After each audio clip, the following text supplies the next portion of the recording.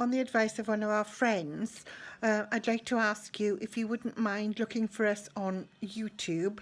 That's search for Big Nanny's Lockdown, and you should come up with all of the videos, the 4 previous ones. If you can like them and share them from YouTube, I'd be really grateful. Thanks very much for that.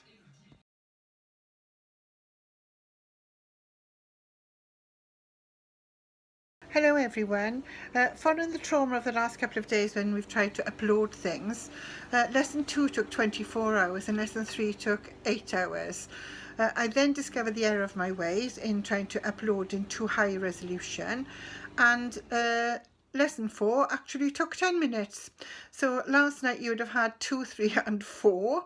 So we're up to 5 today, and today's recipe is going to be sweet potato and spinach curry. It's gone off-piste a little because we've had special requests for a vegetarian. So we'll pop this one in the middle of your 14-day lockdown, but you know, try it because it's really good. It's not too hot, very flavourful, and even people who don't like curries like it. So please try it and see you later. Today's recipe for sweet potato and spinach curry. It's vegan, so it's not too hot. It's also gluten-free. So you've got a tablespoon of olive oil, 1 onion roughly chopped, 1 clove of garlic, a piece of ginger or a teaspoon of ground ginger, 1 tablespoon of tomato puree, 1 tablespoon of curry powder, a teaspoon of ground cumin, 2 teaspoons of coriander, 2 teaspoons of garam masala, 100 grams of creamed coconut, 1 chopped tomato, 1.5 to 2 cups of water, 1 large sweet potato, 1 tin of chickpeas, and frozen spinach with salt to taste. So here are all those physical ingredients. The ginger, ground ginger, or the piece of ginger, 1-inch piece of ginger, tomato puree, curry powder, cumin, coriander, garam masala, a can of coconut milk. It should be creamed coconut, but the coconut milk I think is a little lighter in my effort to keep slim. Ha ha ha. Tomato, a tin of chickpeas, frozen spinach. You can use fresh for this, obviously advisable. However, spinach is not always in season, whereas frozen spinach is always in season. So frozen spinach, and I'm going to use about 6 lumps or squares, however it comes. Salt to taste. You've got sweet potato, onion, garlic, and that's your lot. I'm going to scrub the sweet potato because I want to keep the skin for the veggie stock at the end of the week. So I'm going to start prepping now. This is where I am so far. In this bowl are the spices. So I've got curry powder, cumin, coriander and garam masala in there. And I've popped them into that bowl because with spices you really need to cook them in the olive oil or in oil to let off the aromas and to before you put everything else in. So they're in a bowl specifically to add to the oil after I've done the onions and garlic. I've also prepared the tomatoes. I'm going to chop the onion in a second. There's the garlic, and you can see in the middle the little germ. I'm just waiting for Johnny to come in to film because I'm going to show you how to get the germ out today. I've washed the sweet potato. There's the first bit of peeling of the onion and the grotty end of the sweet potato. And there are my start of my peelings for the vegetables in the freezer. So I'm going to show you how to do the ginger again. All you need to do is scrape your knife along the skin. Hang on, I think I'll turn the light on. There you go, you might be able to see better. So scrape the knife along the skin like that. You don't have to peel it and get rid of any of it. It's just literally scrape, scrape, scrape, scrape. in the peelings into the saved veggie peelings.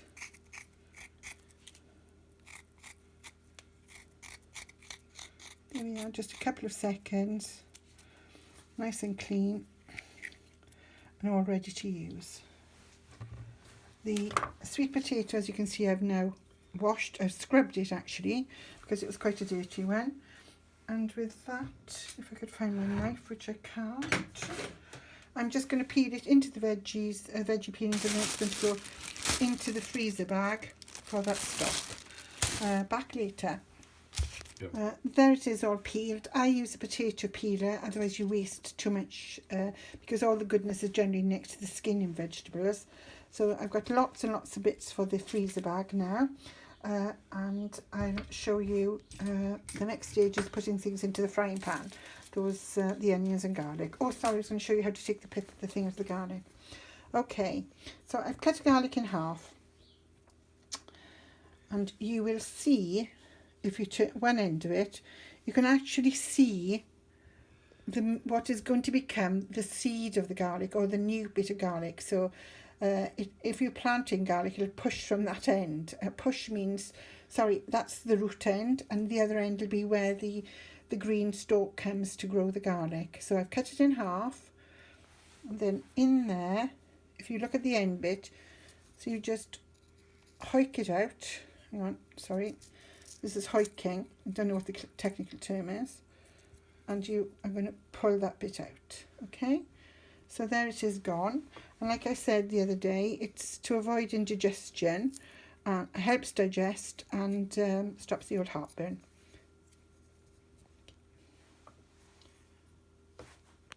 Okay, I've got about 2 tablespoons of olive oil in this big frying pan, which is cast iron one. Don't even know where I got it, but I use it to make my Welsh cakes. But it's really good for curries or sauces or anything that's quite big.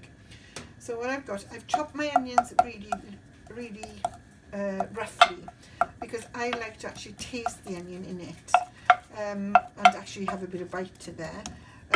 I'm going to fry the onions with the garlic and the ginger, which I've chopped in my little miracle machine by that well-known plastic box seller. And they're going to fry on a low heat for about 10 minutes. Because you don't want to burn the garlic because it's not very nice and it burns. So it just needs to all simmer away nice and slowly. Don't leave it, stir it all the time, and then in about 10 minutes that'll be ready.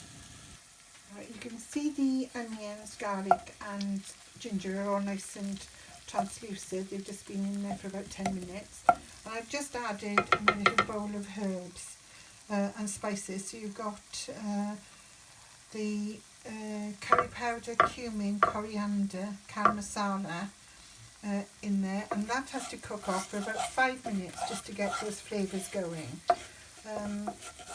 I put another little splash of olive oil in because it was looking a bit dry, but it doesn't matter if all the spices are dry, it's fine. Chopped up the sweet potato into sort of nice bite-sized pieces. You don't want them too big or they take too long to cook, and you don't want them too small or they just break up. I've also prepared the tomato.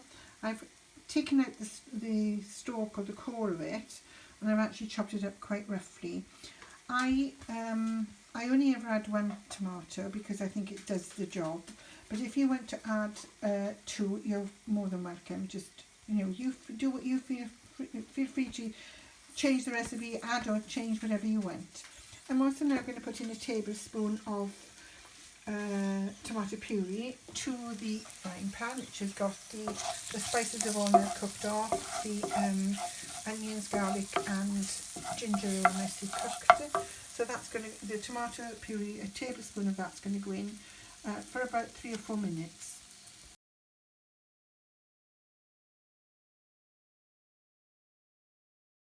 Okay, you can see now that all that's cooked off quite well, and what I do, I've used this sort of size tin of tomato puree, but you can use a squeezy tube if you prefer.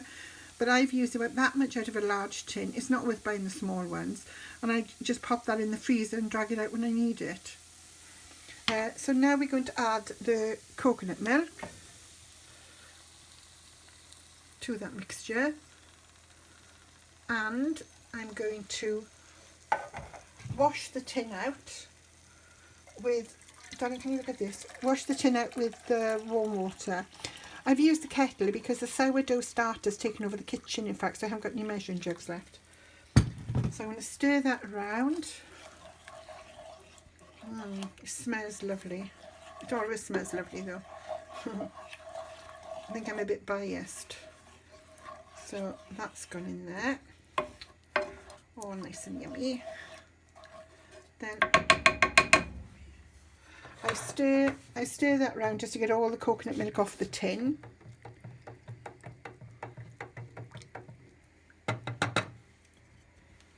Now into the frying pan with that one. And then I'm going to add, I add the chickpeas at this point because they take quite a while to cook. Although they're pre-cooked in the can, I think I hate it when they're too hard, so I tend to add them now. So I'm going to put in the can of chickpeas, juice and all, because it's not going to hurt you. There's usually 1 or 2 left in the bottom, so scrape those out. And I'm going to cook those now on a higher heat because it was really low. If you look at the gas, Johnny, please. Really low. So I'm cooking it on a higher heat now to get it all boiling again, and then get those chickpeas cooking. That's going to take about 5 to 7 minutes, after which time I'll add the sweet potatoes. Okay. There it is, all nice and boiling. It seems quite wet at the minute, but don't worry about that. That will boil off. It'll evaporate out a bit, and once the sweet potato goes in, it'll absorb it, the juice as well. It tastes. I've had a little taste, a sneaky taste, and it tastes perfect. It's not too hot. It's very flavoursome, and it's got that little teeny weeny bit of afterburn with it. So if you want it hotter, you can add more spices. I don't like it that hot, and Mark hates it hot. So I think I'm going to give it fish fingers. It's got another 4 minutes to go, so I'm going to pop the sweet potatoes in at that time. Okay, as you can see, it's bubbling away. I've tasted a chickpea and they're nicely softened. So I'm going to add now the tomatoes and the sweet potato. So in they go, carefully. Just all in the pan. Smells escaped. And that's, then I'm going to stir it all round. This is quite a big meal, so it'll do again for 4 to 6 people. So get it all stirred round, mix them in a bit, the tomatoes. Okay, so now I'm going to turn it, now that it's all boiling up, I'm going to, that was the timer for the chickpeas, but they were cooked, so I've turned them down. They're cooked, so I carried on anyway. Right, I'm going to turn the gas down, because really I just want this to tick over so that it's the sweet potato is going to cook through. It doesn't take very long, so I'll come back to you soon. Right, they've been in there now for about 10 minutes. And the way to test if the sweet potato is cooked is just take a fork and just press it through. If there's no resistance, they're cooked. If there's a little bit of resistance, they're not quite done. So these, because I've cut them quite small, they are cooked. The penultimate stage, as somebody called Jimmy Young used to say, is now to add the frozen spinach. So it's still bubbling away, so I will take the fork, I might need Johnny for this one actually, and I just pop the bits on top, just like that. Now when it's, oh, that's a bit of a blobby one, so I can do that. There we go. And what I'll do just before serving is just stir that through.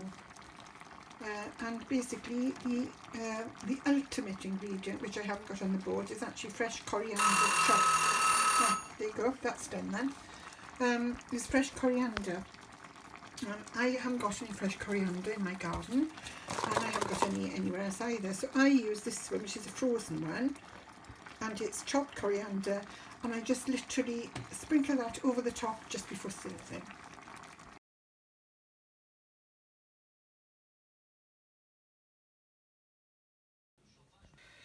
I like my curry with paratha or Indian flatbread. I'm not very keen on rice. Those of you that want to do boiled rice, carry on, or serve it with chips or potatoes. But obviously boiled rice with cardamom seeds and some peas in for a bit of colour is a really good addition to the curry.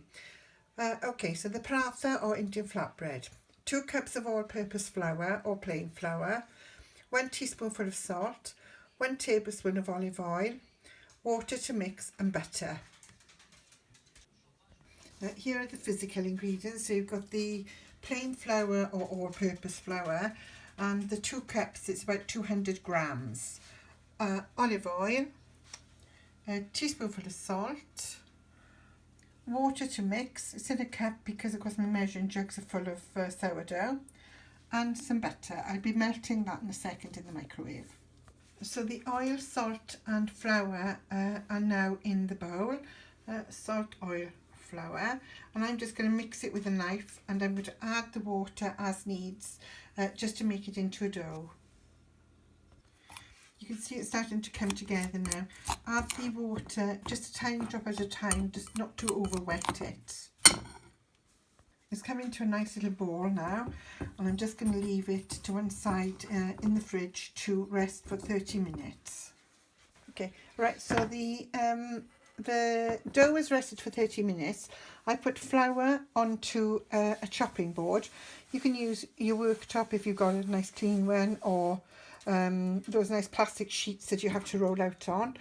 I'm taking it out, and I'm actually going to cut it into 4 pieces.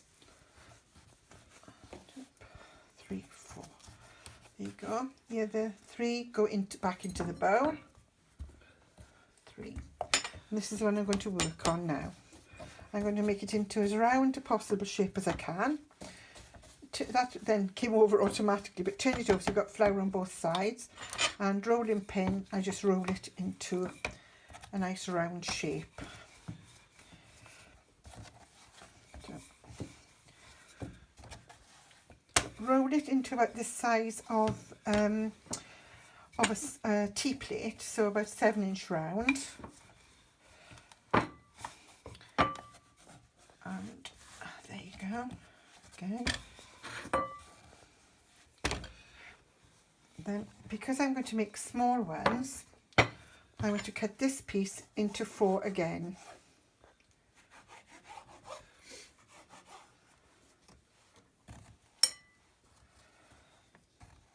There you go. Then this piece, you can roll it. It doesn't matter that it's this funny shape. They are that funny shape. Turn it over if it starts sticking. Put some flour on your rolling pin, Fanny. No, darling Johnny, there's no need. So that's that. I'm now going to melt the butter and show you what I do with that. You can see I've rolled the other 3 pieces out. So from that 1/4 of dough, I've now got these 4 little pieces.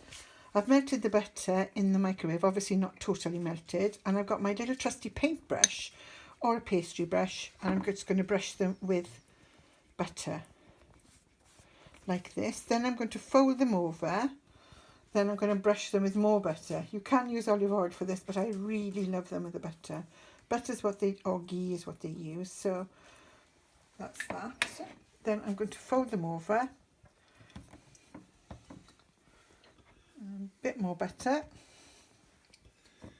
Never have enough butter, Fanny. No, darling Johnny, you know that, don't you? I am the queen of dairy, according to my grandson. That's another one. We've got lots of grandchildren, so you will hear us talking quite often about our grandchildren.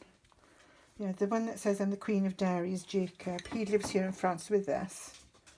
Then you fold it over again, and again, and again. There you go. And then I'm going to roll it out again into some semblance. And really, if any of you know how to make flaky pastry, it's same basis. You're folding over the dough and putting some butter in, because what will happen is the butter will make those little bits rise a bit. There it is. Okay, so that's okay. It doesn't matter, it's a funny shape. That'll do. Okay, thank you, Johnny. We'll come back later on that one now. Okay, I've got the frying pan with the olive oil heating. It's going to be quite hot to put them in. I tested one earlier, so it should be okay. It's starting to sizzle a bit, so that's okay. I'm going to get probably the 4 in, or maybe 3 actually. Okay. And if you see, it's starting to bubble about a bit there. Let's see if we can get that other one in. Yes, there you go. The other one will fit in. Right, with the 3/4 that are left, over here, Johnny dear, I'm actually going to flatten those off, put greaseproof paper in between them, and put them in the freezer, because really it's just the 2 of us, and 2 of these are fine. I could eat 4 or 8 or even 12, but I'm going to have 2 with my curry tonight. So you've got there's enough there for 12, no, 16, yes, 16. So you can see it's a little rise up a bit there. Just have a little look at the outside of that one. No, there's little bubbles starting to form. Can you see those, Johnny, darling? See the little bubbles starting to form? Oh, look at them bubbles. Yes. Johnny's very excited today because he's had a shower and he's clean. So he's been mowing the lawn. It's always best after mowing the lawn for showering. Although I do like the smell of wet grass.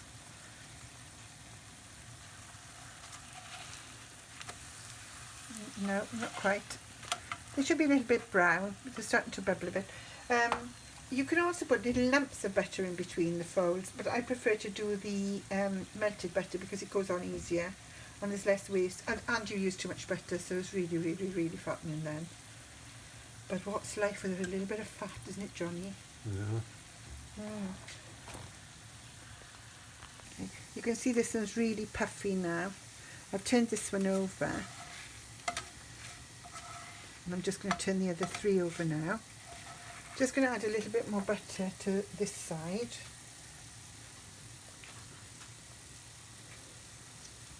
Never have enough butter, Fanny. No, darling. According to my wonderful son-in-law, Ravi, this is even better. This makes it better. So I'm lucky enough to have an Indian son-in-law who's my little cooking buddy. Yeah, I've got 2 son-in-laws. Both are my cooking buddies. So I'm really lucky. Just turning them over. I've turned a couple over, so that's that bit. That's okay. That was the first one. The first one's always a bit dodgy, I think. So put some more butter on that side. Healthy option, I say. Yeah. Well, this is vegetarian, darling, so at least the curry is a healthy option, especially with the coconut milk, and I forgot about that. There they are now out of the pan, so they're really yummy. You'll fold them. So I'm going to use that later to mop up my curry. So really, that's it for today, guys. If you want to do boiled rice, I use the microwave method. 1 cup of rice, 2 cups of water. I put some cardamom seeds in there, green peas for colour, and that's your lot, mate. Bon appetit. There you have it, the paratha with the sweet potato and spinach curry. Enjoy.